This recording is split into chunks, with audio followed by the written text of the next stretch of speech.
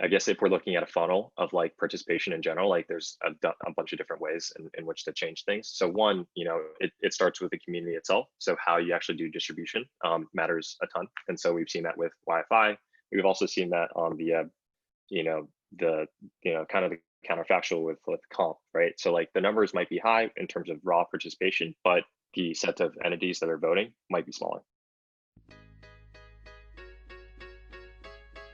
Layer 1 is a podcast and community dedicated to helping you master all things crypto. We'll be bringing you the best interviews with project executives, technical analysis for trading of the most popular cryptocurrencies, and insight into what's actually happening behind the scenes. As you join us each episode, you're going to hear about tokens, fundraisers, investments, and even crypto conspiracies. But please remember that nothing we say should be considered financial or legal advice. Come join us on this journey and welcome to Layer 1. All right, good morning, good evening, good night. Another episode of Layer 1. We're coming at you hot with another big player in the industry. We can't wait to get to this discussion. We're going to talk on-chain governance. We're going to talk Lockdrops. We're going to talk everything around Edgeware that we'll get to here in a second. But I want to talk to Dimitri here first. Dimitri, what's going on, my man? Yeah, no, I'm doing great. It's always interesting to see the guest's reaction when you do the intro. Good morning, good evening, good night. So it's so true, though. Right? I see. I got it, right? So, but yeah, we got an exciting guest today, obviously. We're going to talk a lot about governance. We're going to talk a lot about Polkadot, obviously, Edgeware, and all that good stuff. Q, like you mentioned, what do we got? Yeah, we have the co-founder of Edgeware. We have Dillon Chen in here, and this is going to be an amazing conversation. Maybe we can use some of their on-chain governance tools to vote on whether I should say that for the intro anymore. But on the banter aside, let's get to Dillon here. Dillon, what's going on today, man? How are you doing? I've been doing great. It's been a busy year, and I guess for the whole space, it looks like things are continually looking like they're heating up, knock on wood. Polkadot's certainly been, the ecosystem's definitely been doing well, and we're super excited about the future. Yeah, man, we had Tom Ivy on, I believe, almost a year ago now. So I think it's like 9 months. We had you guys on, I think it was right around the time the Lockdrop ended. So we want to kind of catch up on what you guys have been doing. Obviously, there's going to be some people listening to this that are uninitiated to Edgeware and don't know much about it. But what have you guys been up to kind of in the past 9 to 10 months? And actually, before we do that, let me get some background from you. How did you find yourself in crypto? Then we'll move into that other question. Sorry, I got ahead of myself. Cool. Yeah, no worries. I kind of first heard about Bitcoin in 2013, 2014. That was my senior year during college, high school. Wow. And man, it's been quite some time. I think I read like a Wired article on Dread Pirate Scott. And kind of just like got enamored by this concept of like this, basically digital currency that you could use anywhere, internet native. I got my first Bitcoin at an internship, and then kind of the rest is history. Started mining with dorm room electricity for Ethereum, had to sell off to pay rent, sadly.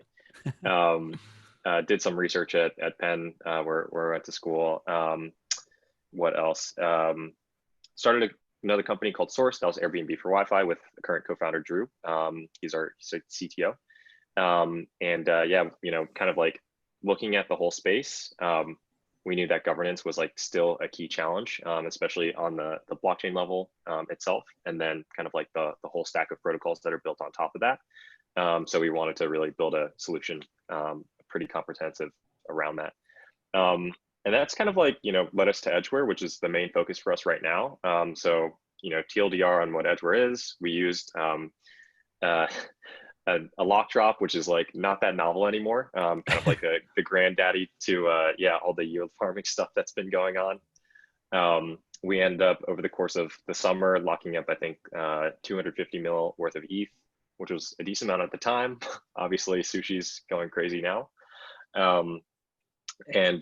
We used it to bootstrap a proof of stake smart contract platform built on Polkadot. I want to talk about this distribution, because the idea of a fair launch distribution is seems like a novel idea. Everything is new with DeFi, even though it existed years before. Obviously, with the Lockdrop, you guys did about a year ago. So take me through kind of the genesis of that idea. What led you guys to kind of have this idea of, okay, we don't want to do the traditional airdrop, or we don't want to do a sale per se. We want to do this Lockdrop mechanic, and then kind of explain the Lockdrop as well. Yeah, so it's kind of all about like aligning yourselves with the right community members, right? Because what we've seen in the space, and certainly it's all about having kind of like folks be cheerleaders for the project itself, and letting like that stand beyond like being some type of VC coin, in any kind of like pejorative sense. And obviously that's something that DeFi has definitely continued to I guess like work on. But I mean, we're certainly not the first to think about it, right? Because you can think of Bitcoin or proof of work as like some type of fair launch, right? Where there's no pre-mine, there's no anything else. And for us, it was like, okay, we don't have proof of work. We want to be a proof of stake network. We don't want to transition from proof of work to proof of stake. So what should we do to bootstrap that? And we're like, okay, let's just look at another kind of network that's out there, Ethereum, and use that like, I guess, like set of users to bootstrap a new network. And that's kind of like how things kind of came about. An airdrop didn't also seem right? Especially if you're trying to bootstrap a whole network of stakeholders. And so we wanted people to put some skin in the game. And so doing this lock mechanism really felt like the best fit. Yeah, and so kind of looking back now that it's been over a year since you like initiated that lock drop and had all these participants, we actually participated, members of Layer 1 participated in that lock drop. What, looking back, went well, and then what would you say, like going back, would you change or maybe kind of didn't turn out the way that you thought it would? Yeah, honestly, I think the experiment has worked. And that's like really exciting to say. Since we're kind of at the end of summer last year, I don't know if we would have expected kind of this kind of I guess like level of community involvement and things like that. So we're live. The chain is running. There's like 100 different validators right now. That's kind of like capped because we're going through a network upgrade. After that, the count should kind of increase. All the kind of validator constituents that you might want: Bison Trails, staked, staking facilities, just to name a few. And then a bunch of independent validators have also kind of like come forward from there. On the kind of like, I guess like consumer user side, there's been a ton of participation there, some on behalf of exchanges. So like, 13 million people potentially might get Edgeware token in the future. It bootstrapped a set of really great governance participants. I think around 30%, 25% of stake right now is voting in council, which is really great. Obviously we'd love to increase that, but that's right now one of the top, I guess, like by voter participation, something that's like in the same order of magnitude as like YFI. And like, that's certainly like a well-governed project right now. So, obviously there's a lot of work to be done for the whole network in general, but I think looking back from a year, if you had told us that this would be the place we're at, we'd be like, okay, yeah, let's continue down this path. Yeah, so the idea of on-chain governance is kind of amorphous, right? It's just a very complex discussion. So you guys are really tackling this from like a tools perspective, but also kind of a philosophical perspective. So I kind of want to get your ideas on how governance is played out as we've seen DeFi launch, but definitely before we've had a lot of governance work out on proof of stake chains as well. So what do you make of governance in crypto right now, and where it is going in the future, and how do you guys play into that? Yeah, it's still early, I would say, in general, from the whole stack of like, okay, how do we actually chat about issues? How do we advance a proposal? How do we actually vote on chain? How do we make sure that funds are kind of allocated like post like a funding of a proposal to like something that actually gets, real work done. And then obviously like the governance structures themselves and how like the ins and outs of governance actually work. Everything is, changing at like on a weekly basis, which is pretty crazy. I think, I mean, it's all changing super fast. I guess is the best way to put it. I don't know if there's still best practices to be had or learn from yet. I'm going to step in front of Dimitri here because I did want to ask specifically, what did you make of Andre's distribution with YFI? It seems like something like from face value that should not have worked at all. What made it so that project, by distributing all the tokens to the community, ended up working? I think it's largely in the same thing with Edgeware as well, right? Like people thought about, or people questions like, okay, how does this token gonna actually how is the market gonna look at like what value like the network has? And if you have like a rational model, right, where you take fees by running a smart contract platform, or fees for like based on like AUM, I think people like will naturally look at that story, like look at the smart contracts themselves, and like look at the community and see like, okay, this is like a legit thing. And honestly, like, with Y curve, there was already like proof in the pudding of like, oh, this is like something that people actually want to use, right? And fees are already being accrued. So, from a distribution standpoint, like there's no reason I feel like that it shouldn't have, succeeded. For the governance that we always talk about, the main thing is that you mentioned the participation rate, right, that you've seen, which is really good compared to other setups. What is like the challenges for to stir up the participation, because we know that a lot of people in this industry are essentially getting into some of these governance tokens for speculation mainly, and then maybe a certain percentage of them actually transitions into being an active user for that governance, and using the governance token within that system to propose changes and so on. Have you found any kind of techniques to kind of stir up that, and encourage that percentage to be on the high end like you guys have? And how do you get people to really participate, rather than just speculate, basically? Mm-hmm. That's a really great question. And like it's kind of the whole stack of there's, I guess if we're looking at a funnel of like participation in general, like there's a bunch of different ways in which to change things. So one, it starts with the community itself. So how you actually do distribution matters a ton. And so we've seen that with YFI. We've also seen that on the, kind of the counterfactual with comp, right? So like the numbers might be high in terms of raw participation, but the set of entities that are voting might be smaller. And then, I mean, two, it's, in terms of just like how vote/information is like kind of sent, the same thesis behind like why we're building like Commonwealth on top of Edgeware. Essentially, it's like, a platform where people can come, have long form discussion, can log in with your address and like actually kind of like see votes, get notifications from the chain. So you actually know when a vote happens, sent to email or sent in app. It's just like so much information is happening that you lose it in the feed. So, some portion of voters kind of drop off there. And even if you get the notification that a vote is happening, it takes a lot to get educated. So kind of like the rise of protocol politicians and things like that. It's been a word that's been thrown around, and certainly, that's kind of encoded in the Edgeware/Polkadot governance stack as like a council member or collective, but kind of like identified like not leaders in the voices within the community are definitely important to just kind of like rally around a specific position and help inform like the larger constituency, and then beyond that, like it's really comes down to governance structure itself. So do you already have like inbuilt delegation? Do you have like 2 or 3 levels deep of delegation? Are you just delegating to validators, right? So like something like a tenement style governance where, okay, on Cosmos, here's a community fund and people just vote on proposals. They actually have, like 80% participation because validators are voting on your behalf. So, numbers like that can be, I guess, like fudged a little bit if you're just looking for like the metric of, okay, raw quote unquote participation. So it can be a little bit misleading sometimes, but kind of, along that stack, there's kind of ways in which you can kind of triage that.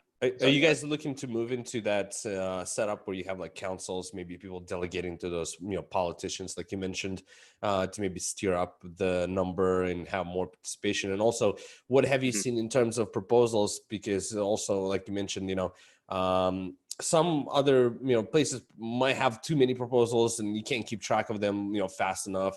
Is that you guys seeing that there's good inflow of these proposals coming in, or is it kind of at a slower pace right now? It's been a pretty good clip, but I think we're actually slower than other Polkadot networks. So, and some of the reason is just kind of like from the community and how we want to frame things of being a little bit more slow and deliberate. So like Kusama or Kulupu, two other substrate ecosystem networks, I think they've seen the same number of proposals, or at least Kalupu has, right, over the same time span. On Kusama itself, like they've gone through many different proposals already. And then in terms of the kind of like earlier question that you've talked through, if we're looking to change the governance structure, I would certainly be open to it. It's kind of a meta, but governance can vote on governance itself. So we do have a council right now, and then there's in Kusama there's like a technical collective. We don't have that right now, but it's something that I think would be really great for the network. They control, or they have a little bit more say in essentially how kind of like certain technical upgrades are made. If there's like a bug or something else, they can kind of act more quickly. And then I think the one thing is that is important, and I still really like the design decision that has been kind of made within the ecosystem is, okay, you can delegate to a validator, and then you can delegate your vote separately to another person, and it kind of separates those two concerns. That because those interests are not always 100% aligned, it is a little more interaction on the the user side, but it's kind of worth it. The last thing I would say is there's always a question around how still the governance structure works. Should the council hold a lot of power or not? Or can you still kind of have just like a democracy vote with delegated voting, which is currently, it's a feature that's active right now, but it's not as utilized as one would hope or like. So hopefully tooling can help increase kind of like the delegation on that.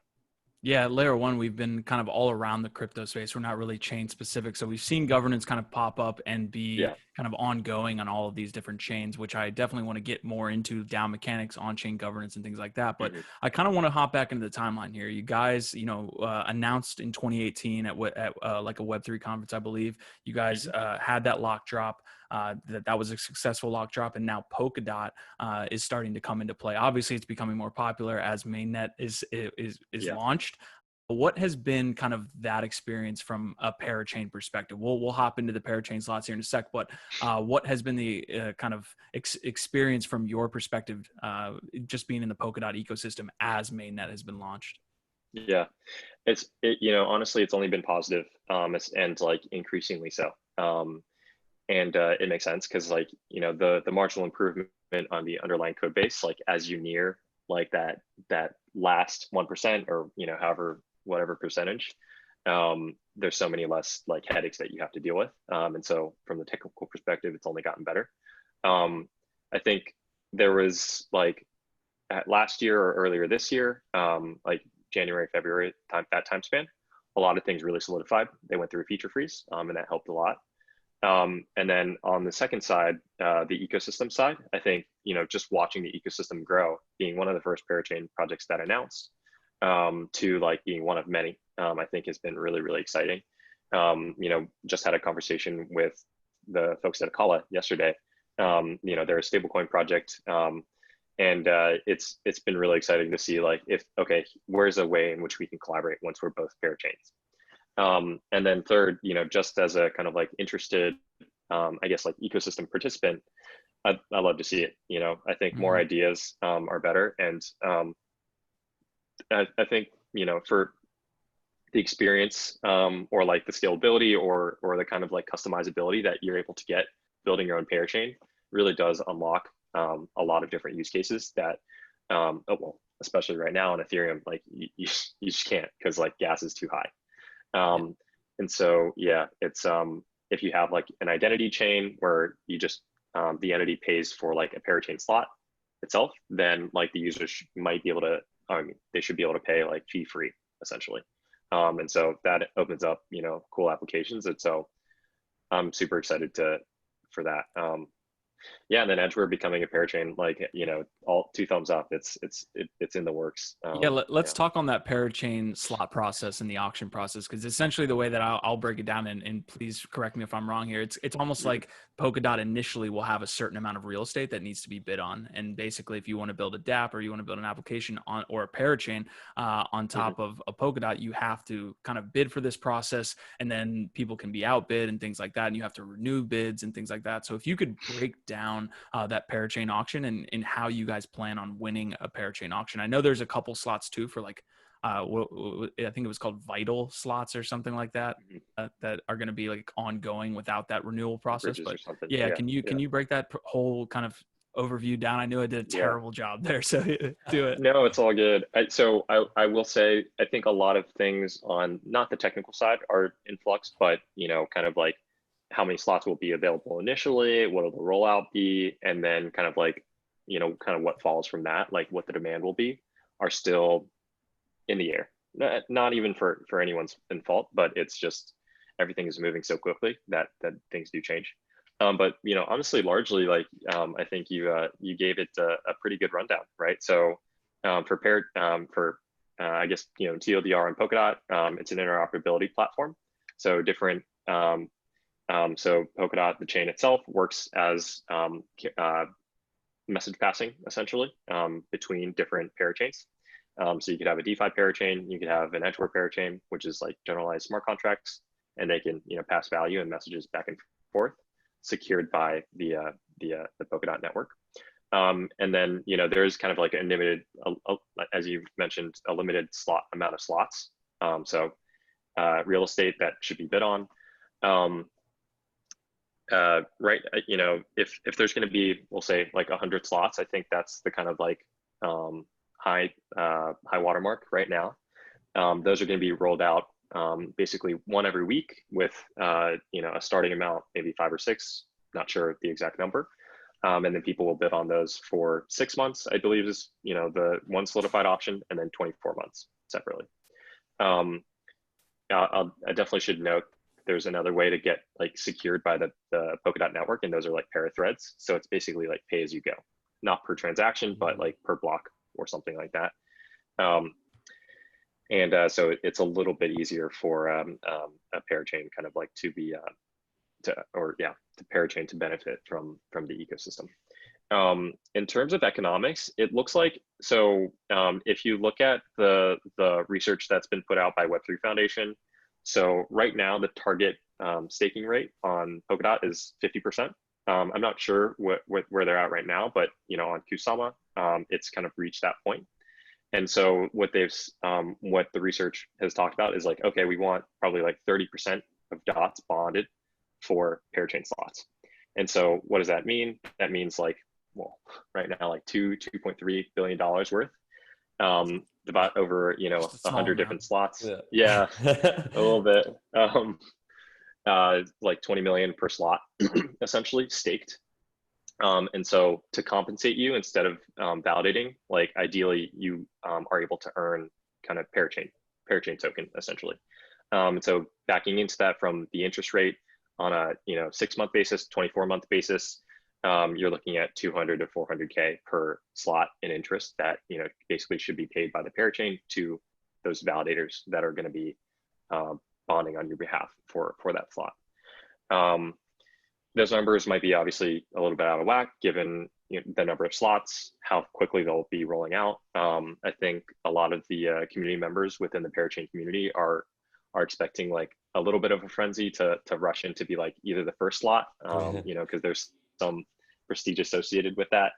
But it's also a function of, okay, how many networks are really ready? Right now, it looks like there's definitely a few. It could be Kusama, it could be Edgeware, it could be Akala, it could be Chainx, or another project out of Asia. But that's kind of hopefully an overview. And certainly from the technical perspective, there's a few other kind of like network upgrades that'll go on to enhance like, okay, now we have it's cross-chain message passing. There's also horizontal message passing. So a message that's relayed from a parachain to the relay chain to a parachain. And then the other way to do it is just directly from Parachain to Parachain. And so that should speed things up essentially. And Gotcha. those upgrades are coming. Yeah.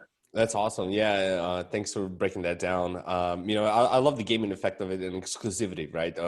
For that setup that you've explained. So I think that can definitely drive a lot of demand to get those things locked in. So, I kind of wanted to talk about, we mentioned, right, the Ethereum fees, right, and what's going on there with the DeFi craze.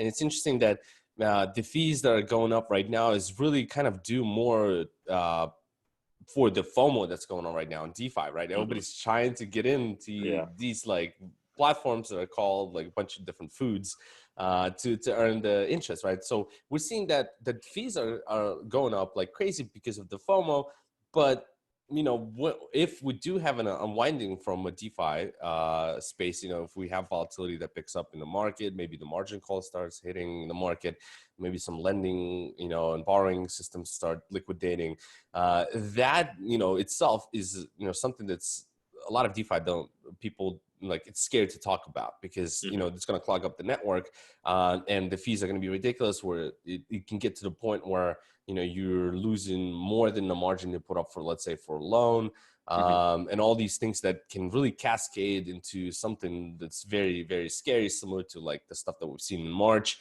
But the hope is that before this reckoning happens, that there will be enough bridges and enough,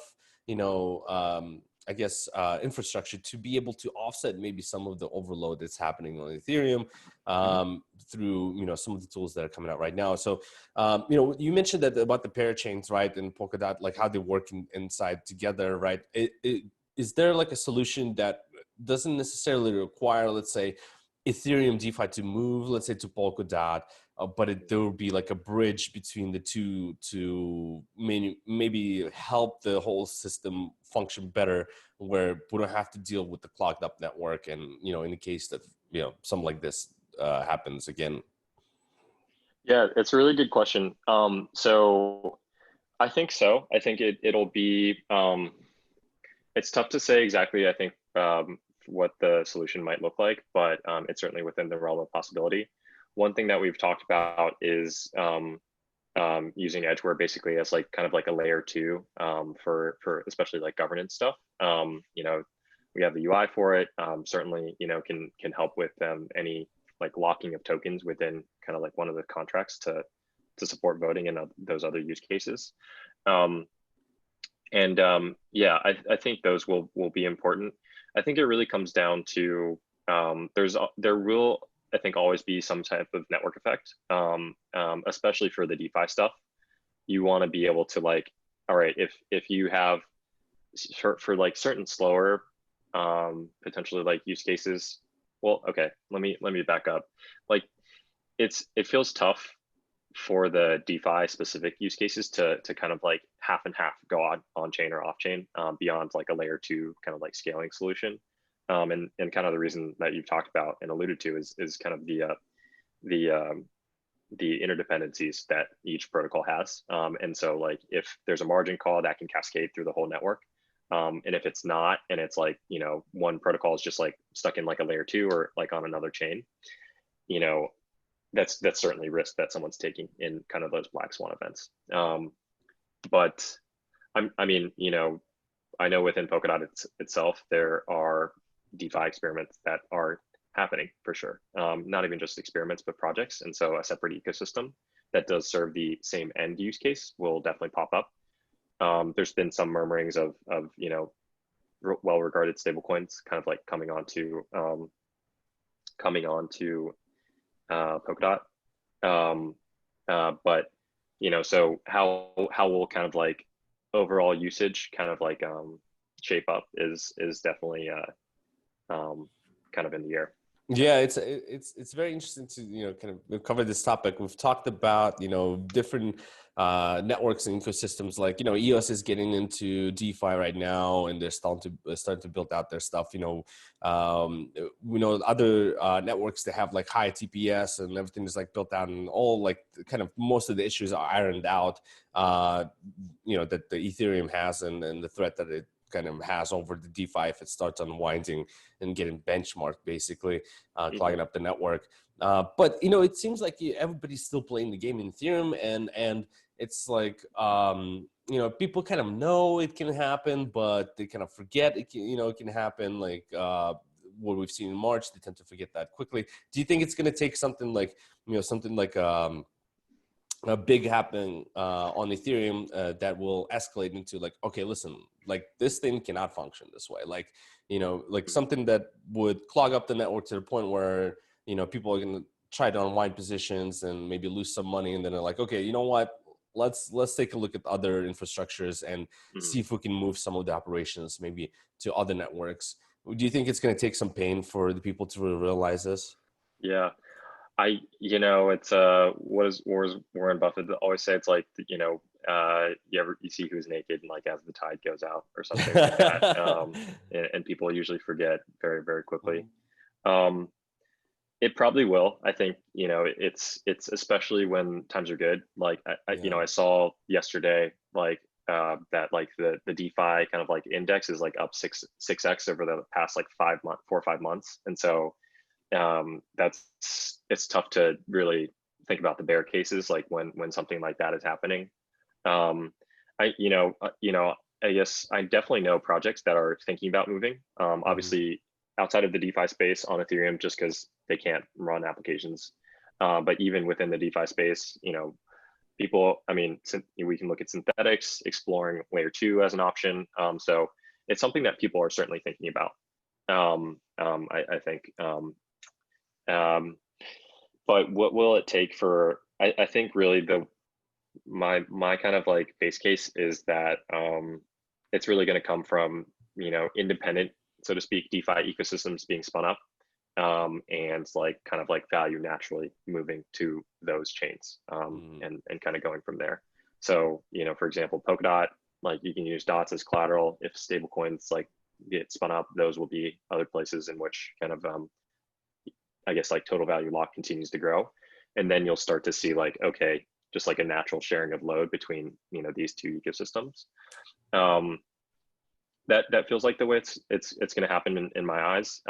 It still feels tough for like like an Ethereum DeFi project to migrate across chains. Because like they're locked into the ecosystem, not even from a technical perspective, but like, from like it all starts with the community members. And so like there's just so much crossover. It feels, politically, I guess like unfeasible for the project too. Yeah, we've had that discussion multiple times on what it's going to take for maybe Ethereum community members to kind of move over. And you guys are certainly working on like that Ethereum virtual machine. There's definitely a lot of different narratives being played out there. So I did want to have a discussion here on Treasury, because that's one of the coolest things that I've seen from DeFi. Although it, again, like everything happening in DeFi right now, it's happened before on other protocols. It just, kind of is crazy right now, which is the capital formation that kind of surrounds these projects. You guys have a certain amount of Treasury there. I want you kind of to break this down and how you guys are matching governance, because that's the one thing you do need. If you have this capital formation, you do want to have some sort of good governance around it. So what are you guys doing specifically with your kind of war chest that you have there at Edgeware? Yeah, I'll be speaking on behalf of the community. It's always a live kind of live discussion, and everything is always subject to community feedback and things like that. But the current, so right now there's around 350 million edge in the treasury. It's accrued on a rolling basis, 10% per year, on total and in terms of total inflation. And so at the end of the year, or one calendar year post launch, it should be around like something like $15 million worth of edge. So it's certainly a decent amount to continue to help the network function and grow accordingly. I did put out a post on Commonwealth outlining like a treasury budget. Essentially, it's like, okay, this is kind of like, core development is really important. What are the things that we actually want, and how much should we actually spend on that? Certainly for parachain bonding, as one line item, as we kind of like mentioned the numbers before. Third, funding new projects. We have an initiative right now that hopefully can be passed through the Treasury called BuilDAO. essentially where it's like an on-chain incubator, kind of in the same vein of Meta Cartel Ventures or the LAO itself, for this kind of like developer tooling and things like that.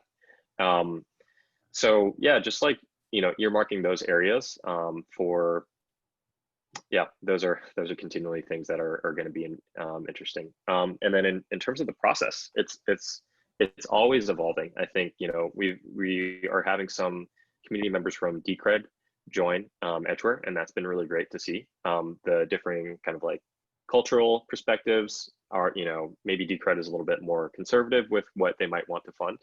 And, we living up to the name Edgeware, pushing the edge a little bit on what proposals get passed. And, how large or small are these proposals? They are definitely always in flux. We funded things from, a few $1,000s to upwards of $1 million, or things are being proposed within that whole range. So it's pretty exciting. Yeah, definitely. I'm specifically interested in BuilDAO and what you guys are able to fund and maybe bring to Edgeware. So let's kind of like hop out and let's look at like a year timeline. So in maybe in a year, maybe in 2 years, what does Edgeware look like? You're using BuilDAO. What projects are you looking at, or the community is looking to fund and have be built on Edgeware? Yeah. So I think I guess there's a few things. I'm sure there's going to be some projects that do end up migrating from Ethereum or another network to Edgeware itself. Looking at XDAI, like they have a POA bridge. They have like DAOs that are running on top of it. We definitely want to support some of those applications. Second, outside of also BuilDAO and kind of like those social applications that do migrate, I'm definitely excited to see kind of like DeFi experiments kind of like arise. And so those, community run and all those things. For BuilDAO specifically, I think, we've kind of like earmarked two different application types that we're really excited about: DeFi and kind of like different products that could be provided by any protocol, and also like crypto social in general. So can we actually do like a public goods funding mechanism? Can we actually run like an anonymous social network based on Edgeware using the identity system? Yeah, those would be kind of like novel applications that aren't like copy and paste jobs. That nothing wrong with it. Obviously, everything open source is copy and paste ostensibly. So it's certainly with the speed of things kind of happening, it's pretty interesting to watch. But so if BuilDAO is really successful in supporting DeFi applications and crypto social applications in that time frame, we hopefully see like 5 or 10 applications that really have like sufficient usage. So in the thousands or tens of thousands of monthly actives for like a crypto social app, and then total value locked of 100 or 200 million or more, I guess. Yeah, that would be really, really exciting for Edgeware, I think, in the next few months. Yeah, no, that sounds fantastic. You mentioned about the identity, right? A piece of it. Can you break down a little bit more what you guys are doing on that end? Yeah. So right now, we have a few things essentially. So right now, the identity module or the identity palette that's been integrated into Edgeware allows you to have a few text fields essentially. So like you can link your Twitter handle, your Element or Telegram handle, and then tag it to your address. That helps a lot with governance and trust building for validators. There's other attachments, I guess, that you can make to that, so that you can kind of like easily verify that without like a human verifier, so to speak. Beyond that, thinking about how we can add like anonymous credentials to that. So, okay, you've authenticated that you own this Twitter handle. Can we actually say like, can we have like an anonymous set of like people who have more than 10,000 followers, and that is just like a claim essentially that can be made without revealing other kind of like identifying information that can help support other interesting applications. So those would be things that we're kind of like pushing forward with in the probably post like the next few months of just like Parachain support, contract support, and kind of like increasing stability. Gotcha. Yeah, that sounds super interesting. In regards to like, you mentioned about the copy paste, right? So platforms, right? We've seen that happen. Obviously, we've discussed kind of like the idea of hey, listen, well, they forked it, they set up pretty much the same platform, but just the minor changes. And that has been happening in DeFi quite a bit, obviously, because of how hot that sector is. From your end, do you guys see maybe community members or your team members, maybe reach out or approach some of the platforms that are already on Ethereum and say, hey, listen, do you want us to get set up also on our end, on our network, and we have maybe an X amount that the community can delegate to you guys in terms of funding if you do need, some startup to kind of attract them to not necessarily move from Ethereum, but also have the same similar setup on different networks as well. Have you guys seen something like this? Yeah, I think it's kind of happened both ways actually. So people have reached out, and I guess like outwardly focusing from not even just Edgeware, but like the larger ecosystem. I think those same types of conversations have happened. Something I think would be really great, just because obviously we just can't support the usage on Ethereum right now, and so is there a way to replicate it and just kind of share the load essentially? And I think people are relatively receptive to that.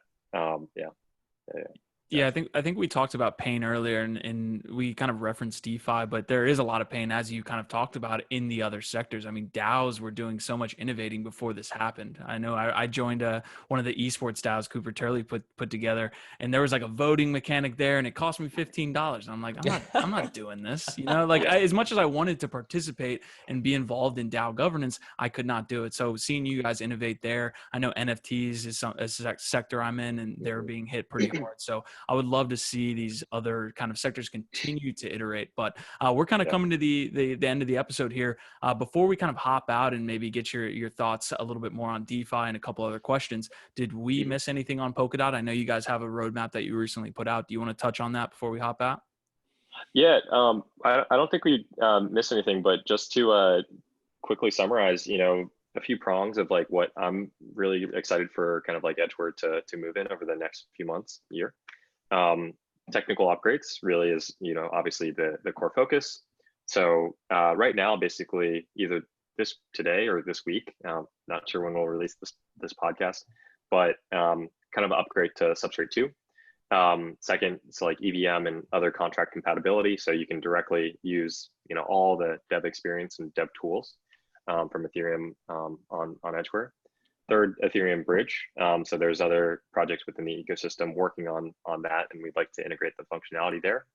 Becoming a parachain, and then last, at the end of this or during the course of this year, we'll also launch Edgeware, which is a little bit of a play on words, but is basically like the canary net version of Edgeware. So there's Kusama, there's Polkadot, there's Edgeware, there's Edgeware. Just so that we can kind of speed up the iteration cycles. That's definitely been one thing that's kind of like slowed, I think, development from our side, and so definitely excited for that. On BuilDAO, it's really getting the proposal passed and then funding a bunch of different projects that are voted on by the community. I'm really excited to see kind of like those kind of come to fruition. We have, I don't want to betray anyone's confidence, but 5 projects that are slated to build that, they're iterating on some novel ideas, and we're really excited about. They might apply to BuilDAO, and outside of that, I'm sure there will be other kind of like projects that kind of come out of the woodwork there. But last, the thing, just like really looking forward to kind of like inter-blockchain or inter-community kind of collaboration. So with Akala, with Polkadot, with Ethereum projects, how can we leverage the chain itself? Those are kind of like higher level things that it's just I'll be really excited to see. Yeah, Polkadot itself has captured a lot of the community's attention. So definitely Yeah. excited to see that ecosystem grow and you guys along with it and your community as you guys are super active in getting rid of that voter apathy and stuff like that. But this has Yeah. been an amazing interview, Dylan. We definitely have a couple more questions on DeFi. It looks like you're doing some Yeah. agricultural farming behind you on Mars there. I've been Yeah. waiting. I've been holding that one in for the whole episode. But No, I love it. Yeah. what are you into these days, man? Let's talk DeFi. We can't have the episode. Don't drop some bags if you have any. Mars, hey, Matt Damon, like nothing grows on Mars. So like it's tough to survive over here. You gotta have you gotta yield farm. Yeah, I guess we were talking a little bit before the call. I, first and foremost, I, got in the space through Bitcoin and Ethereum. So still hold and like love to participate. It's a lot of fun. Yeah. It's money earned through yield farming definitely doesn't feel like work. It's drop some bags. You don't have to drop any bags you don't want to. No, it's all good. Honestly, I think sushi is a really, really interesting experiment. I am personally participating. Obviously, knowing the risks that are associated with it right now on the smart contract side and things like that. I'm definitely excited to see.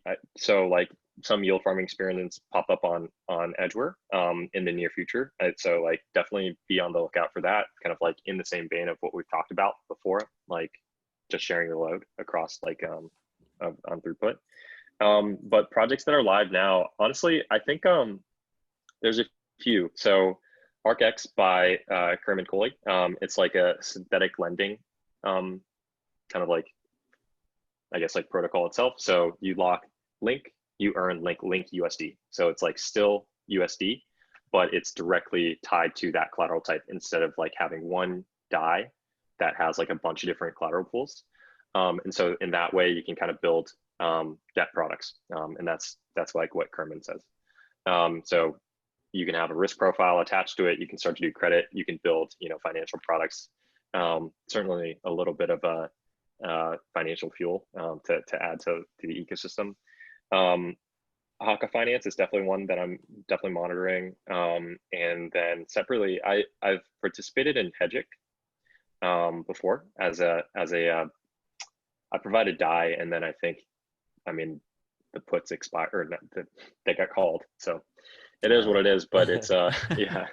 It's super cool. I think it's other kind of like DEXs that or AMMs that kind of like serve the derivatives use case are definitely something that I'm looking forward to experimenting with. Yeah, absolutely. I agree with the experiment, that you mentioned, the shrimp experiment. It's going to be very interesting. It's kind of like the first time that there is that big attack on liquidity that's happening, right, for Uniswap.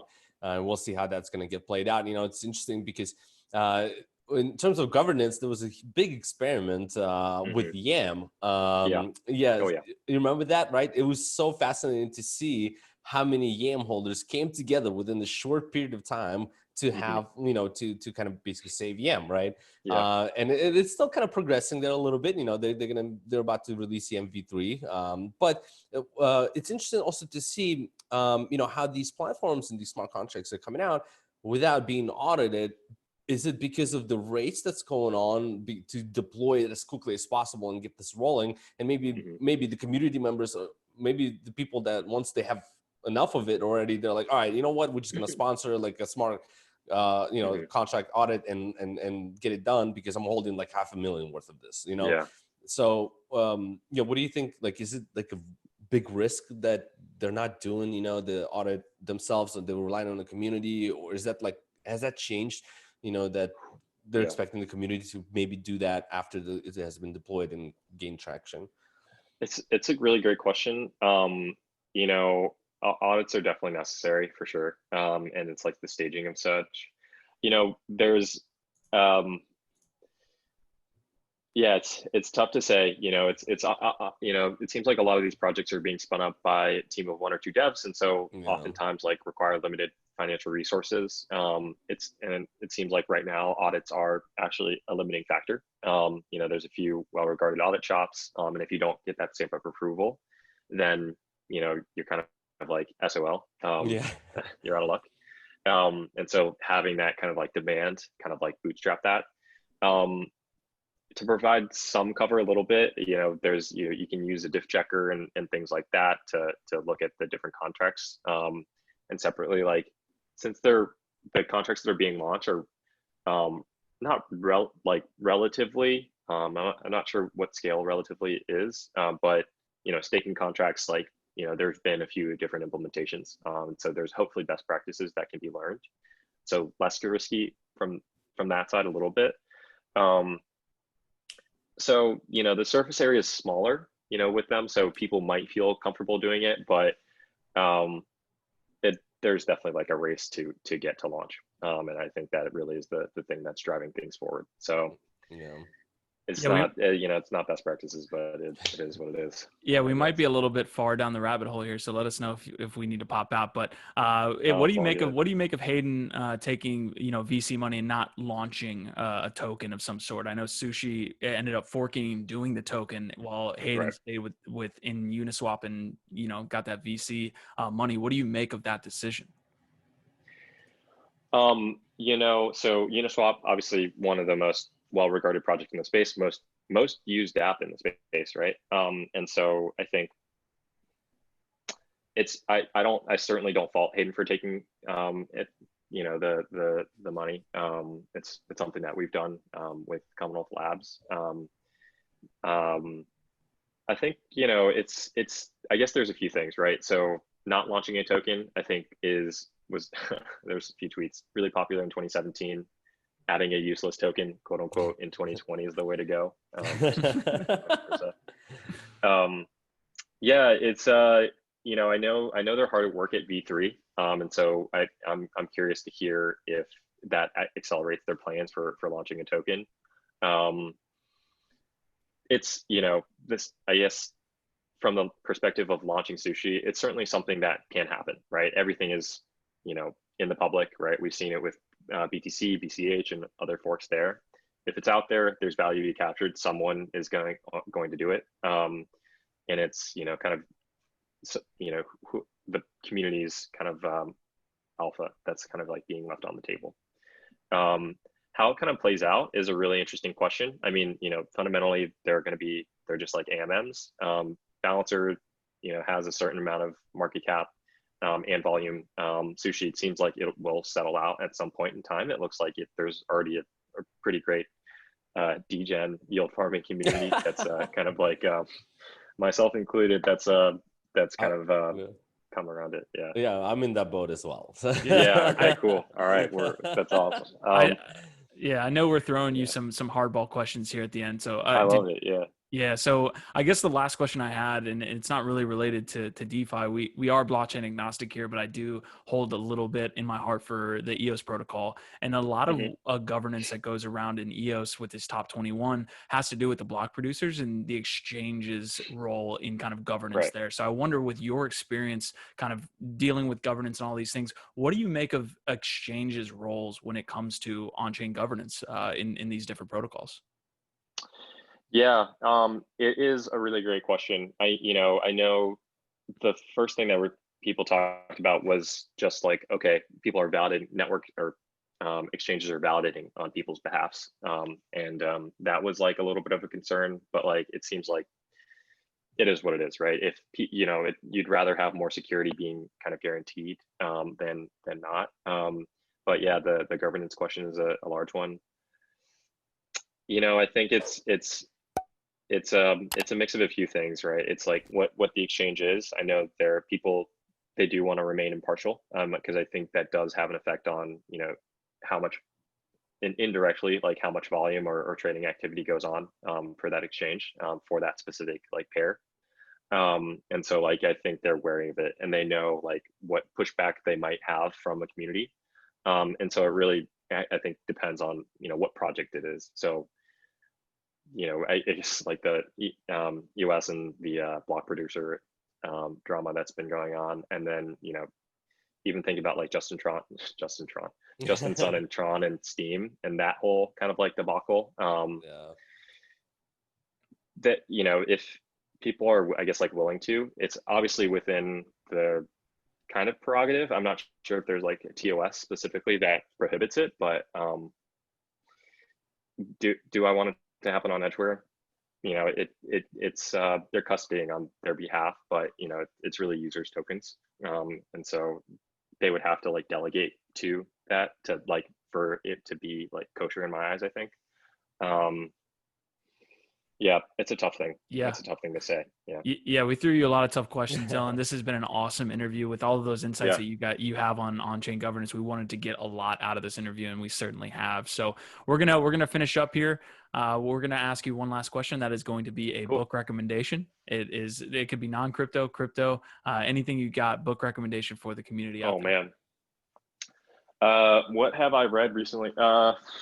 I don't think any of us are reading recently. I think that's true. That's true.